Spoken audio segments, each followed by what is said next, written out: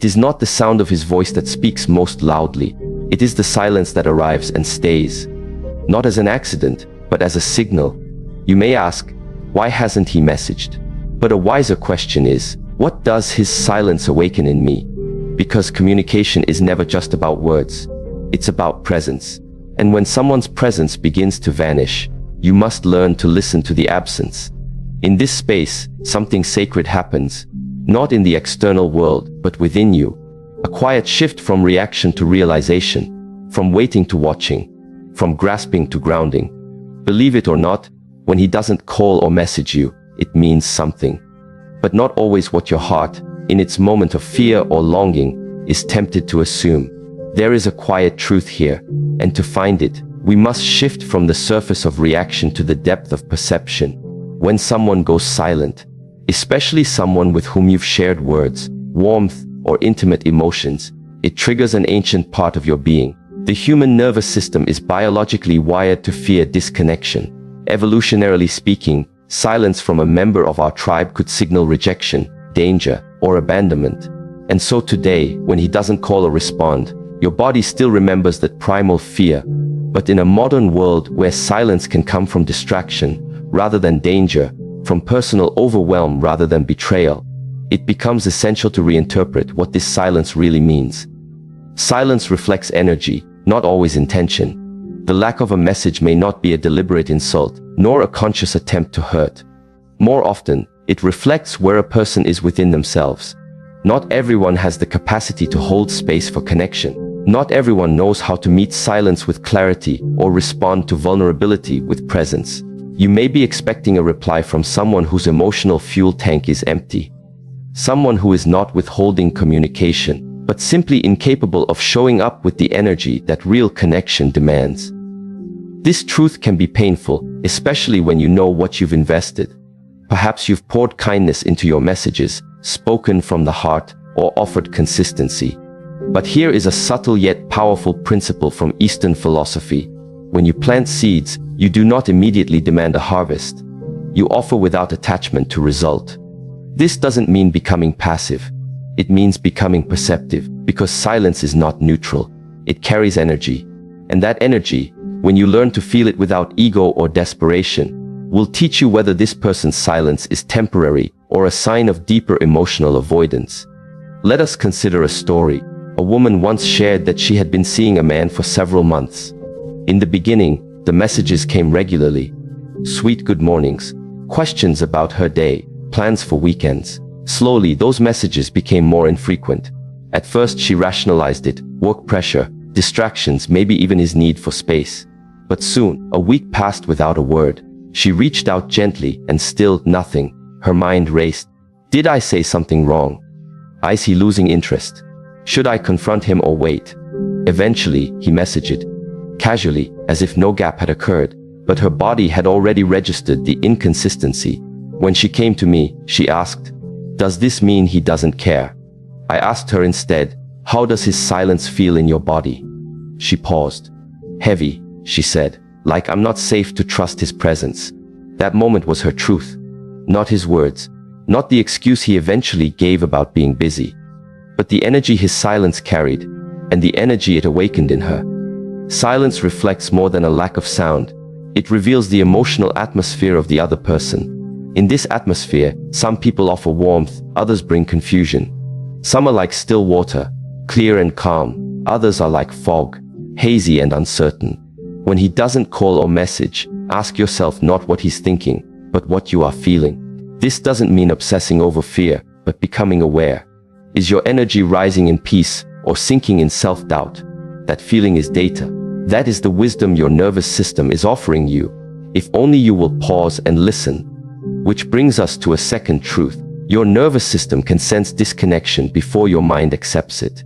In psychology, this is often described as a gut feeling, but neuroscience has made this far more precise. The vagus nerve, the primary nerve of the parasympathetic system, communicates directly between your brain and your body, especially your heart and gut. It detects subtle signals of stress, disconnection, or inconsistency far before your conscious thoughts do. That tension you feel when you've waited all day for a message that never arrives. That's not just emotional discomfort. It's your physiology registering relational uncertainty. In Eastern teachings, we often say that the body is more honest than the mind. Your thoughts may try to justify his silence. He's probably tired. He's bad at texting. He'll come around. But your body knows. Your heartbeat, your breath, your sleep. These respond to emotional safety or its absence. A woman once shared how she used to check her phone every 10 minutes, waiting for a man who said he cared but rarely followed through.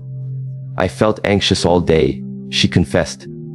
Even when he finally messaged, I was already drained.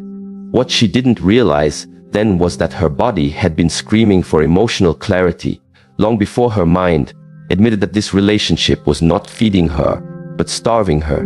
When a man goes silent, he might not be trying to hurt you, but your nervous system still experiences it as emotional withdrawal. This is why waiting in uncertainty can be so exhausting. Your brain activates the stress response, the same system triggered by physical danger, because to your emotional system, inconsistency is a threat. Now, imagine you are not only experiencing this once, but repeatedly over time. What happens? Your body adapts, you become numb, or overly reactive, or clingy. Not because you're too emotional, but because the body is trying to protect you from the pain of unpredictability. So what do we do with this knowledge? We begin by listening to the body without judgment. Instead of labeling your anxiety as weakness, see it as wisdom. Instead of blaming yourself for caring, thank your system for being so sensitive to energy. Because in relationships, your awareness is your strength, not your desperation. The more you attune to your own signals, the less you need to chase clarity outside of yourself. Let us pause here for a moment. Imagine a pond, still, undisturbed. When a stone is thrown in, the ripples spread quickly. Now, imagine that instead of a stone, it is silence that disturbs your peace. The ripples are your thoughts. The more you try to chase the source, the more the water stirs.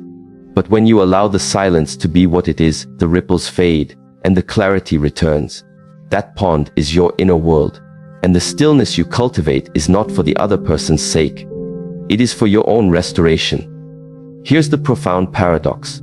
The more you need someone to explain their silence, the more power you have given away. But when you sit with that silence, breathe through it, and feel its weight without running from it, something shifts. You begin to see that the silence is not empty. It is full of answers. You stop asking, why didn't he message? And begin to ask, why did I attach so deeply to his presence to feel abandoned by his absence? This question doesn't weaken you, it empowers you. There is an ancient Zen teaching that says, when the archer misses the target, he turns and seeks the fault within himself. This is not about blame, it is about mastery. You cannot control who messages you. You cannot control how someone communicates. But you can master your response. You can train yourself not to chase, not to panic, and not to collapse into fear. You can build an inner temple where your worth is not measured by the pings of a phone, but by the quiet confidence of your own self-regard. So what does it mean when he doesn't call or message? It may mean he is emotionally unavailable. It may mean he is distracted. It may mean he is not aligned with your emotional frequency. But most importantly, it means you are being invited to return to yourself. To stop outsourcing your peace. To reconnect with the intelligence of your own body. To say, if this silence continues, I will not fill it with stories. I will feel it, and I will act, not react, from a place of truth. There is power in that stillness. A woman who is grounded in her body, attuned to her nervous system, and clear about her emotional needs becomes unshakable. She no longer needs to chase answers. She is the answer. And even if he does eventually message, it will not define her reality. Because her worth was never tied to his timing. It was rooted in her awareness all along. This is the first step toward emotional maturity in love, shifting from interpretation to observation, from reaction to realization, from confusion to clarity. And the body is your first teacher. Let the silence speak, but do not let it define you. Let it teach you. Let it reveal who is truly meant to walk beside you, and who is only passing through as a lesson in self-mastery. Because when you stop fearing the silence, you begin to hear your own soul clearly. And that voice is the one you've been waiting for. Attachment craves answers, but awareness offers peace. This is a distinction most people only come to understand after heartbreak, after long periods of waiting, after repeated lessons of emotional confusion and relational discomfort. It is not something we are taught as children, nor something we absorb easily from society, which conditions us to seek external validation and confirmation. And so when a man stops calling or messaging, the instinctive reaction is to look outward. Why did he change? What does his silence mean? Did I do something wrong? Was it something I said? But what we often forget is that these questions arise not only from curiosity, but from fear. More specifically, they emerge from the wounded voice of attachment. In psychology, we understand that attachment styles are formed early in life, shaped by how our caregivers responded to our needs, to our cries, to our silences.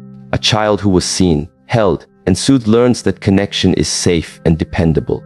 But a child who was ignored or inconsistently attended to learns that love can be withdrawn at any moment, and so grows up craving reassurance, validation, and emotional certainty. When that child becomes an adult, the patterns do not vanish. They simply evolve. The emotional need may now take the shape of a message waiting to be read, or a call that never comes. But the body reacts the same. The anxious pull in the chest, the overthinking, the refreshing of the phone screen, the sleepless night wondering why someone has withdrawn without explanation. That is not you being dramatic. It is your attachment system attempting to regulate a perceived threat. It is your nervous system, conditioned by the past, reaching out for safety. Yet, here lies the opportunity for transformation. Instead of chasing answers in someone else's behavior, you begin to ask, what part of me is feeling abandoned? Why does this silence feel like rejection rather than redirection?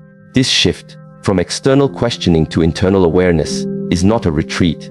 It is a return to your own center, your own capacity to sit with discomfort and allow it to teach you rather than torment you. There is a quote from Lao Tzu that speaks to this beautifully. When I let go of what I am, I become what I might be. In the same way, when you let go of the need to be answered, you become open to hearing yourself more clearly. The craving for closure, the search for meaning in someone's silence, begins to dissolve. Not because you have given up, but because you have grown up emotionally. You stop trying to complete someone else's sentence and start completing your own sentence. Your own story, your own inner alignment. A woman once came forward and described how she had fallen deeply for a man who swept her into a whirlwind of connection. He was attentive, expressive, romantic, but after a few months, the energy shifted. The frequency of communication lessened. The warmth cooled. She began to text more, trying to keep the rhythm alive. His replies became shorter, sometimes delayed, sometimes absent. She felt the panic rise, like a tide swallowing her stillness. If I could just understand, she said. If he would just explain, I could be at peace. But that was the trap, waiting for peace from a person who could no longer offer it. She had mistaken attachment for clarity. Her nervous system was still hoping he would reassure her. But her deeper self already knew the truth. What she needed was not his explanation. It was her own awareness. Her healing began the moment she stopped pursuing his voice and started listening to her own breath, her own intuition, her own unspoken knowing. This is the power of awareness. It is not passive. It is not indifferent. It is fiercely present. It recognizes the moment when attachment becomes a form of self-abandonment. It allows you to say, even if I don't get the answer I want, I will remain rooted in the truth I feel. That kind of awareness can only be cultivated in stillness, in the space between stimulus and response. And in that space, you discover that your peace was never dependent on a phone call or a message. It was waiting for you all along, just beneath the noise of expectation. In Eastern philosophy, the practice of non-attachment does not mean disconnection. It means presence without grasping. It means loving without clinging. It means caring deeply without becoming entangled in someone else's chaos. To practice non-attachment in relationships is to say, I honor you, but I will not abandon myself for you. I will feel the sadness, the longing, the confusion, but I will not let it control my center. Now, imagine this. You are sitting in a garden. You've planted seeds of connection, of love, of effort. Some are sprouting, others remain buried. Do you dig them up in anxiety, wondering if they are growing? Or do you trust the process, nurture the soil, and tend to your own light. When a man does not message or call, it may feel like the garden is barren. But perhaps it is simply not your season with him, or perhaps his silence is the sign that his soil was never fertile enough to begin with. Awareness brings this clarity. It helps you discern what is yours to grow and what is not. And in doing so, it frees you from the endless cycle of seeking answers that may never arrive and opens you to a deeper form of knowing, one that requires no permission, no explanation, no reply. Which brings us now to a subtle but powerful insight. If his silence feels like a message, it probably is. There is a common illusion in relationships that only words hold meaning, that unless someone articulates their thoughts, their behavior is unclear. But in reality, silence is often the loudest message of all. The absence of communication speaks. The withdrawal of energy speaks. The hesitation to show up with consistency, it speaks. And while we may be tempted to rationalize this, or fill in the blanks with our own stories, the truth is that silence rarely comes without intent.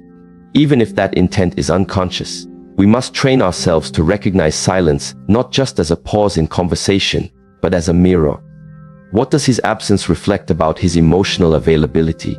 What does it say about his readiness to engage, to connect, to co-create something stable with you?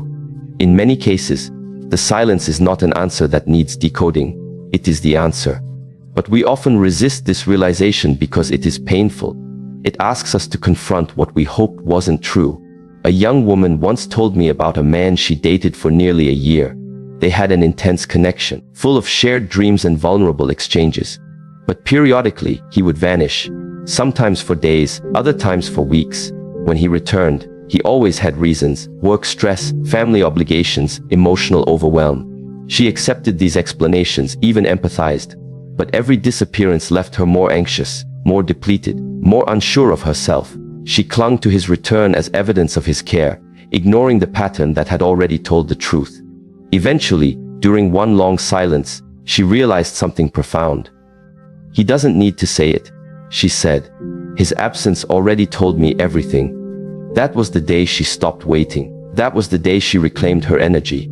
And that was the day she discovered the wisdom behind silence, not as punishment, but as protection. In martial arts, there is a concept known as reading the opponent's energy. You don't only observe their movements, you sense their intention, their readiness, their hesitations. In the same way, you can learn to read the energy behind someone's silence. Is it avoidance? Is it indifference? Is it emotional confusion? Is it fear of closeness? Each carries a different vibration. And when you become attuned to these subtleties, you no longer need to demand clarity.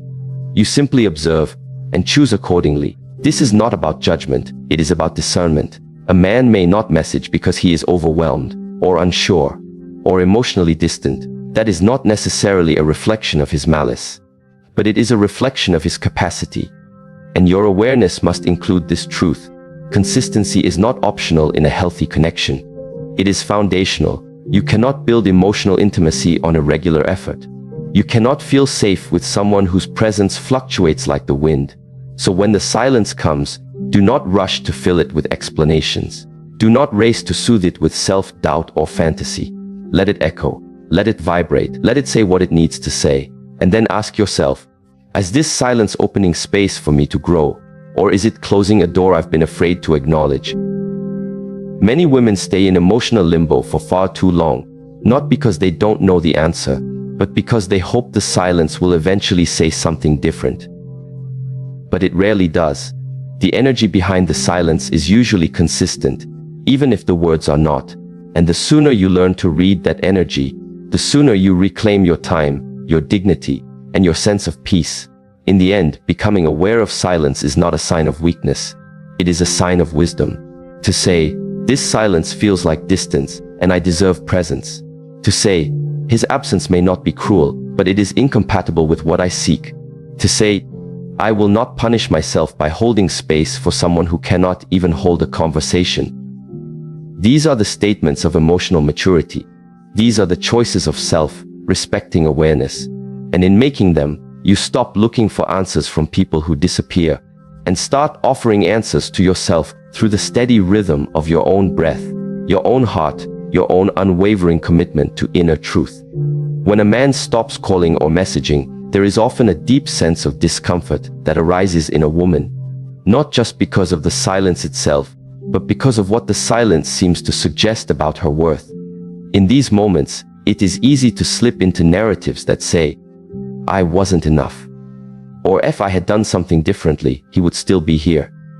But there is another perspective, one that doesn't chase or condemn, but observes with clarity. Emotional distance often mirrors energetic misalignment. This is not a flaw to fix, it is a signal to interpret.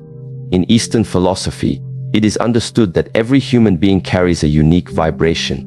Our energy is the byproduct of our thoughts, emotions, intentions, and habits. When we are aligned within, when our inner world is coherent, steady, and clean, we radiate a certain frequency that either resonates with another's or quietly repels them. This is not mystical, it's physiological. The heart produces an electromagnetic field that affects the nervous systems of those nearby. The coherence or incoherence of that field influences the quality of our interactions, often beyond words. So when a man pulls away, when he doesn't text back, or fails to return a call, it's not just a behavioral event. It is an energetic message. His distance may not always be conscious, but it is rarely random. In relationships, people respond not just to what you say, but to what they feel in your presence. And likewise, you respond to what you feel, whether you acknowledge it or not. Often, when you feel ignored or neglected, it's not simply because he isn't reaching out. It's because your energy is no longer resonating with his current state. The connection that once seemed natural may now feel disjointed, awkward, or out of rhythm. This is not a reason to despair. It's a reason to listen, not to his silence, but to your vibration. Who were you when he first showed up in your life? Were you grounded, curious, expressive? Were you soft yet strong in your boundaries? And who are you now? Did you begin to shift to hold on to him? Did your energy begin to operate from fear rather than trust? These questions are not meant to assign blame, but to reclaim agency. Your energy is your responsibility. Your alignment determines not only who is drawn to you, but who is repelled by you. Let me share the story of Aliyah, a woman in her mid-40s who found herself emotionally attached to a man who was inconsistent in his communication. In the early stages, they talked daily. Their exchanges were warm, humorous, and filled with future plans. But over time, the calls became infrequent, the replies shorter. The emotional connection began to fray. Each time he withdrew, Aliyah would panic. She would text more, call more, try harder. Her energy became anxious, unpredictable, and unconsciously heavy. She was still the same woman, but the frequency of her presence had changed. She had shifted from curiosity to control, from flow to fixation. What Aliyah didn't realize was that her vibration, once confident and whole, had become entangled in the outcome. She stopped being herself and started being a reaction. And that reaction changed the entire energy dynamic of the relationship. The man began to feel that pressure, not through words, but through resonance. And slowly, he began to withdraw even more. Not because she wasn't worthy of love, but because the energy no longer felt expansive, it felt contracted. The real turning point came not when he finally stopped replying to her altogether, but when Aliyah stopped replying to herself. She stopped checking in with her body, her spirit, her wisdom. She became a satellite orbiting someone else's signal, hoping for a broadcast that never came. But silence is sometimes the medicine we don't want to swallow. In her solitude, she began to feel again, not the absence of him, but the absence of herself. That grief, when fully embraced, became a doorway. She began meditating again, walking in nature, journaling without censorship. She revisited the music she loved, rekindled her friendships, and slowly her energy changed. Her vibration no longer pleaded, it pulsed. It no longer grasped, it grounded. And without needing to chase or explain anything, she noticed something fascinating. The man messaged her again. But this time, she didn't respond immediately. Not out of pride, but out of presence.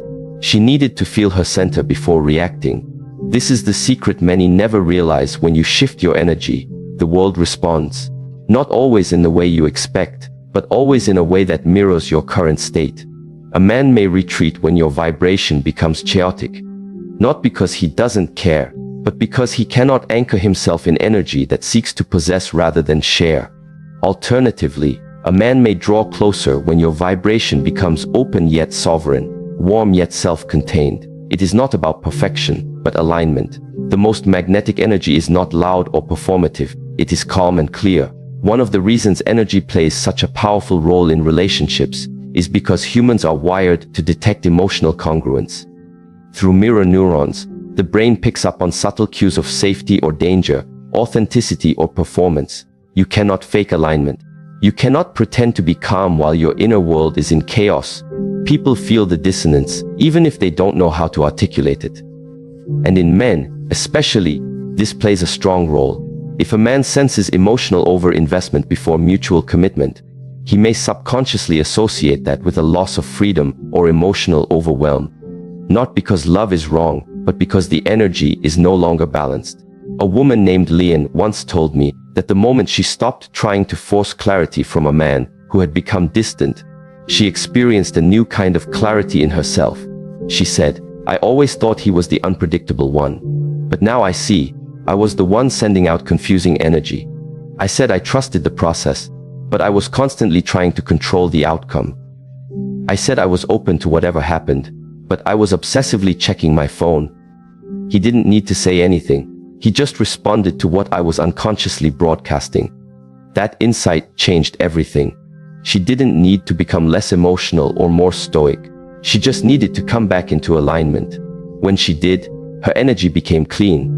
And with that cleanliness came empowerment. She no longer waited for texts. She waited for resonance. And if it didn't come, she didn't collapse. She redirected her energy inward. She honored her own vibration more than someone else's attention. In Qigong and internal martial arts, practitioners learn to cultivate a field of internal stillness that is stronger than external turbulence. They move slowly, deliberately, not to show off grace but to master their own energetic presence. In relationships, the same principle applies. If your emotional field is centered and consistent, then you are not easily thrown off by someone else's inconsistency. You observe, you feel, you choose. And from that centered space, you gain clarity. Not because someone spelled it out for you, but because you became attuned to the silent language of energy. This brings us to a profound truth. Energy does not lie. Words can deceive, gestures can mislead, but energy remains honest. A man may say he cares, but if his actions are distant, you feel the truth in your body. You feel the absence even in the presence. Or he may say little, but his energy is steady, his presence grounding. And that too tells you everything. The more you refine your ability to sense energetic coherence, the less likely you are to get caught in emotional traps. You begin to listen not just with your ears, but with your nervous system. You begin to understand that a message delayed is a message delivered. That a call never made is a call you didn't need. But this level of discernment requires inner stillness. It requires you to step back from the noise of craving and come home to the silence of being. This is not resignation. It is awareness. And from that awareness, you act not from impulse, but from alignment. You no longer ask, "Why hasn't he called?" You ask, "What is the quality of energy I want to welcome into my life? And is this energy a match?" This is how you transform your relationships, not by changing others, but by fine-tuning your frequency. In the spiritual discipline of mindfulness, we are taught to observe the breath without trying to control it. To sit with thoughts without becoming entangled in them. The same is true in relationships. You observe the pattern without over-interpreting. You watch the energy without trying to dominate it. If a man pulls away, you don't chase, you breathe. You don't invent explanations, you reflect. And from that inner space, wisdom arises.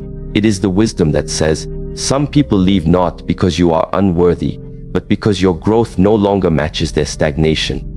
Or, silence is not always a punishment. It is sometimes a redirection to your own path. Or, my worth is not confirmed by attention, but by the integrity of my own vibration. And as this wisdom deepens, you become less concerned with how often someone texts and more curious about how their energy makes you feel. Do you feel uplifted or drained?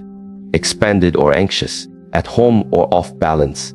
These are not small questions. They are the foundations of self-honoring relationships. The story of Mariah offers a final illustration. After years of chasing emotionally unavailable men, she began to study energy work. She learned how to sense when her heart was open and when it was reactive. She began treating herself with the love she once demanded from others. And eventually, she attracted a man who didn't just say the right things, but whose energy felt steady, calming, and clean.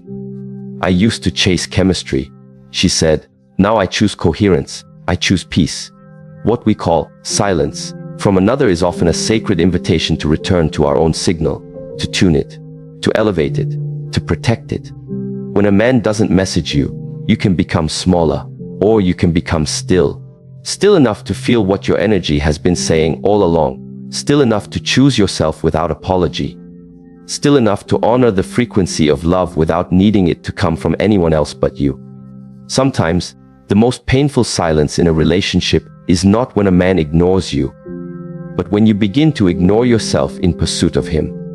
When he doesn't message you, it feels personal. It stirs the emotional body, sets off old insecurities, and creates a hunger for validation. But this hunger is not born in his absence. It existed before he arrived. His silence only brought it into light. And what you do in that moment, how you respond to your own longing, becomes the most important decision you make. Because here is the deeper truth. When a man doesn't reach out, the pain you feel is not about him. It's about what part of yourself you're abandoning to try and hold on to him. In Eastern thought, this moment of tension is known as the gap. The gap is the space between expectation and reality, between the desire for connection and the experience of distance. Most people try to leap over this gap with action. Send another text, analyze his last message, replay conversations, consult friends, scroll his social media. But the wisest among us do something else. They sit still in the gap. They listen to what the silence is revealing. They ask, who am I becoming in this space? To grow through the gap, you must practice emotional sovereignty. This means learning how to remain internally whole, even when someone externally does not fulfill your need for contact or connection. Emotional sovereignty is not detachment in the cold sense. It is deep, rooted presence in yourself. It is the strength to stay with your own emotions without outsourcing your worth to someone else's behavior. It is the courage to say, yes, I feel disappointed, I feel neglected, but I will not betray myself to chase closeness that is not being offered freely. There was once a woman named Sophia. In the early months of dating a man she deeply cared for, she noticed that sometimes after they had a beautiful, intimate evening together, he would go completely silent for 2 or 3 days. No message, no call, no explanation. Each time it triggered a storm of emotions in her: fear, confusion, anger. She would write long texts, delete them, cry, meditate, and then eventually send a brief message like, just checking in, hope all is okay. Sometimes he'd respond casually, sometimes not at all. But over time something changed, not in him, but in her. She began journaling after these silences. She stopped making his lack of communication mean something about her worth. She started asking a deeper question. Why does his silence feel so devastating to me? What wound is it touching? And slowly, she uncovered that she had been trained since childhood to overfunction in relationships, to fix, to please, to be agreeable, to avoid rejection at all costs. When someone pulled away, she didn't just feel sad, she felt invisible. In one of her reflections, she wrote, "Every time he doesn't message me, my inner child thinks she disappeared." That realization was powerful, because it gave her a doorway into healing. She stopped trying to change his behavior and started trying to stay with herself. Instead of sending texts during those silences, she lit candles. She sat with her discomfort. She breathed through it. She whispered to herself, "I see you. You are here. You are not disappearing." And what she discovered was that her emotional body began to settle. Not because he changed, but because she stopped abandoning herself. Self-abandonment is one of the most subtle yet damaging habits in relationships. It happens every time you pretend you're okay with behavior that violates your standards. It happens when you smile while your heart aches, when you chase connection at the cost of your dignity, when you make someone else's presence more important than your own peace. But emotional maturity begins when you stop making your needs invisible in order to feel loved. It begins when you realize that honoring your emotional reality is not weakness, it is wisdom. In neuroscience, the concept of interoception, refers to your brain's ability to sense internal states, heartbeat, hunger, tension, breath. The more you strengthen interoception, the better you become at identifying what you truly feel. In relationships, this translates into emotional clarity. You don't just react, you respond from awareness. When a man doesn't message you, instead of spiraling into stories about rejection, you pause. You breathe.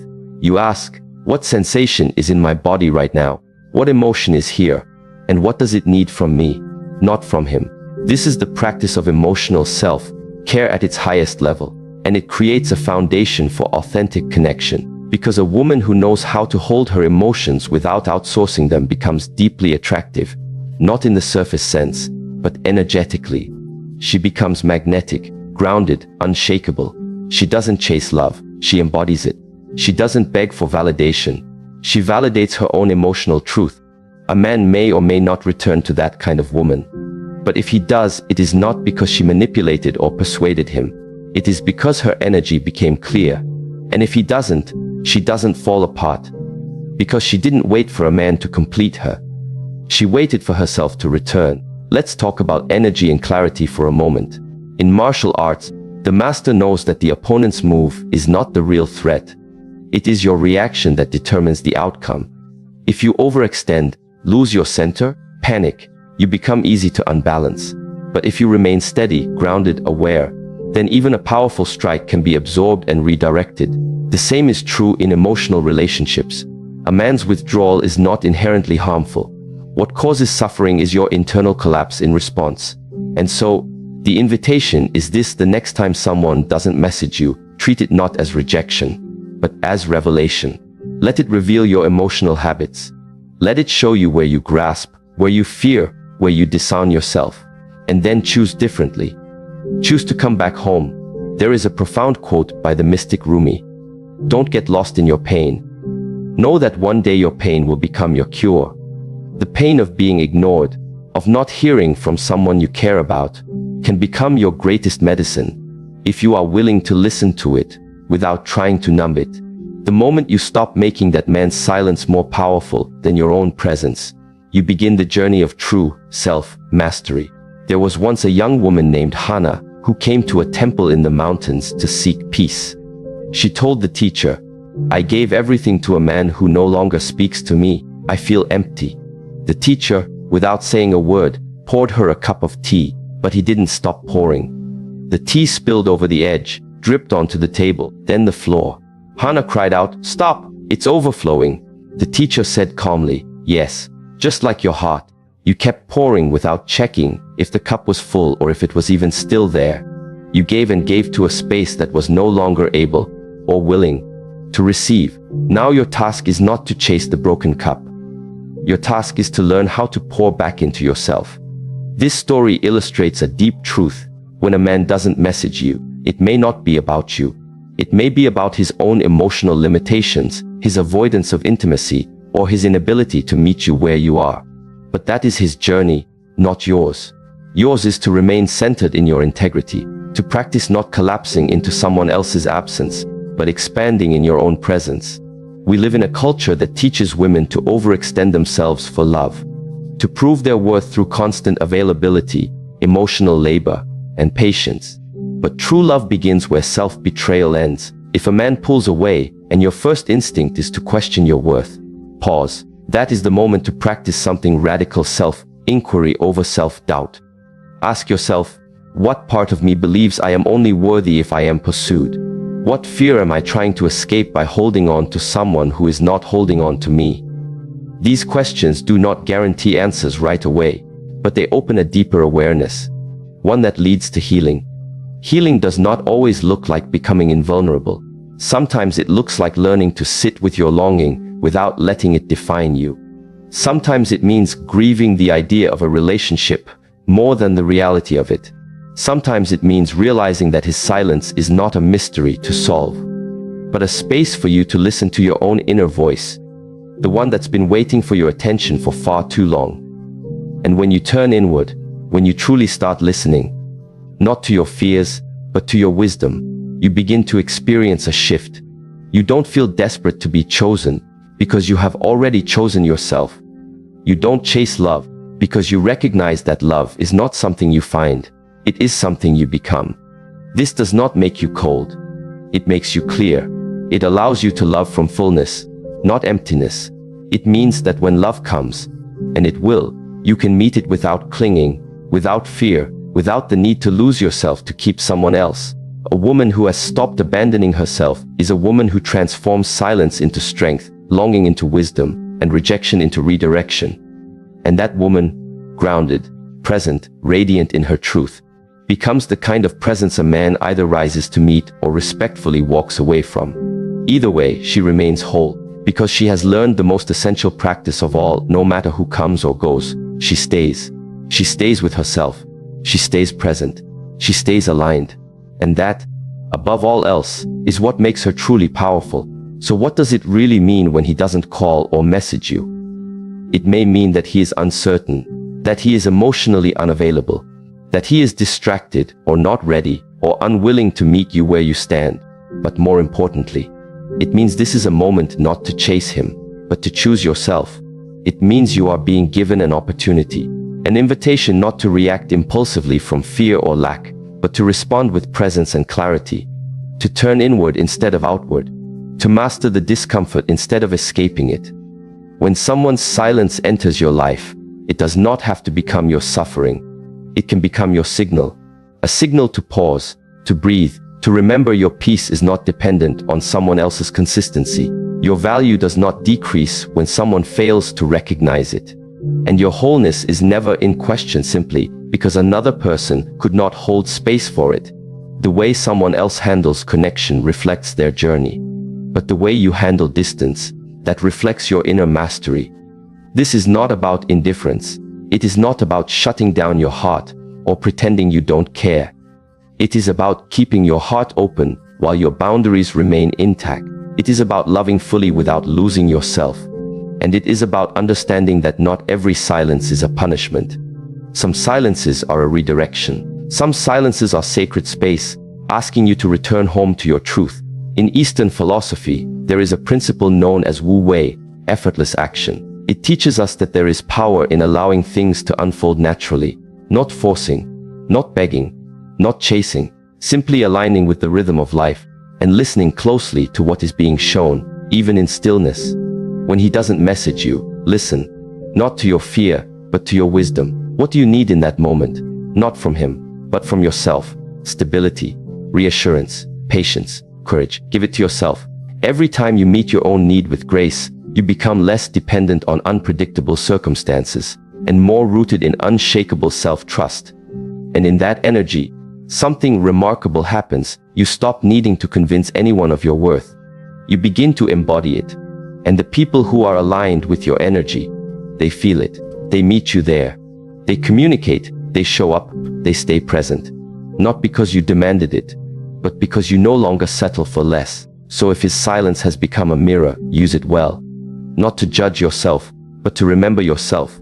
Not to diminish your light, but to protect it. Not to question your love, but to strengthen the vessel that holds it. You are not here to chase what withdraws. You are here to rise in the presence of what remains uncertain. To live, to breathe, to feel, and to return to the sacred truth. You are whole, even in the absence of a reply. You are loved, even when not affirmed by someone else's voice. And you are powerful, not when he calls, but when you answer the call of your own soul. That is the essence of self-mastery. That is the path of the wise. And that is where your transformation truly begins.